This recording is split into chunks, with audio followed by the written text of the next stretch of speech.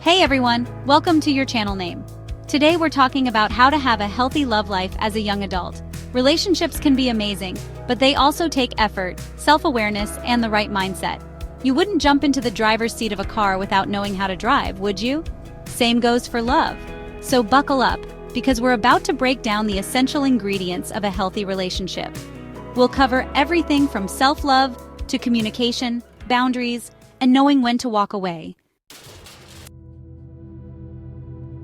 Before you even think about bringing someone else into the picture, you gotta get to know the most important person in your life, you. And I'm not just talking about bubble baths and face masks, although those are nice too.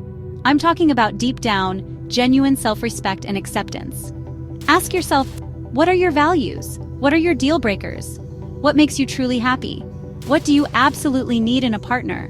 What are your non-negotiables? You can't expect someone else to love you fully if you don't love yourself first. It's like trying to build a house on a foundation of sand. It's just not gonna hold up. Take some time to reflect on your past relationships. What worked? What didn't? What lessons did you learn? What patterns do you see? Are there recurring themes? This isn't about dwelling on the past, it's about learning from it. Because let's be honest, we've all got baggage. It's what you do with that baggage that matters. Do you let it weigh you down, or do you use it to grow? This is your life, your journey. You are the author of your own story.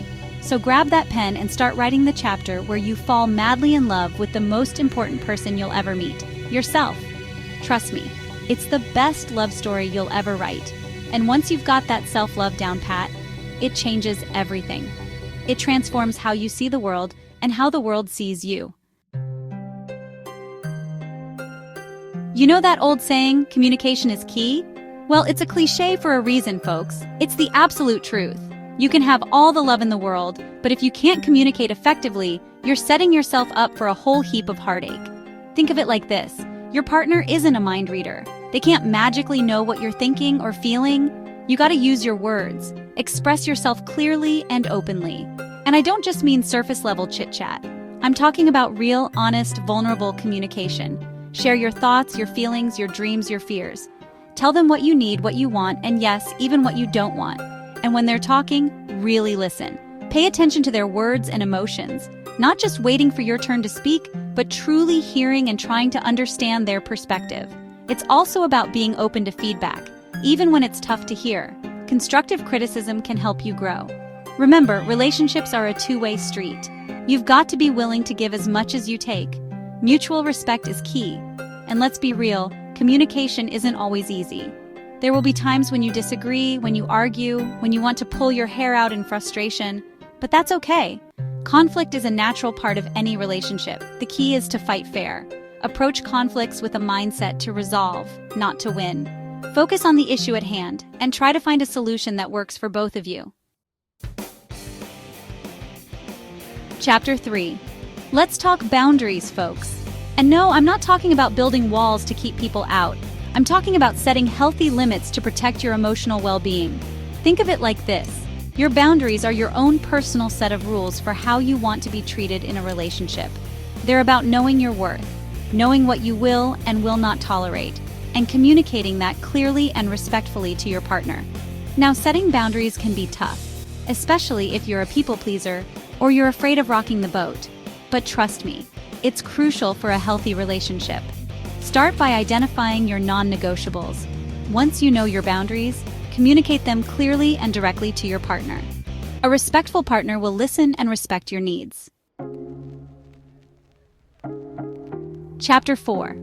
One of the biggest mistakes I see couples make is losing themselves in the relationship. They become so enmeshed with their partner that they forget who they are as individuals. They stop doing the things they love. They neglect their friends and hobbies, and they basically become extensions of their partner. Now, I get it. When you're first falling in love, it's natural to want to spend every waking moment with that person. But trust me, maintaining your own identity within a relationship is crucial for long-term happiness. Think of it like this. A relationship should add to your life, not consume it. You should be two whole, complete individuals choosing to share your lives, not two halves trying to become one. Make sure you're still carving out time for yourself, for your hobbies, your passions, your friends.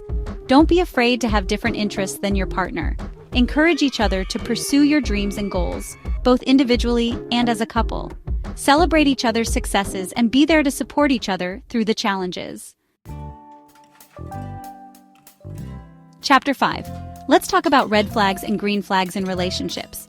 Now, I'm not talking about literal flags here, folks. I'm talking about the warning signs and positive indicators that can tell you a lot about the health of your relationship.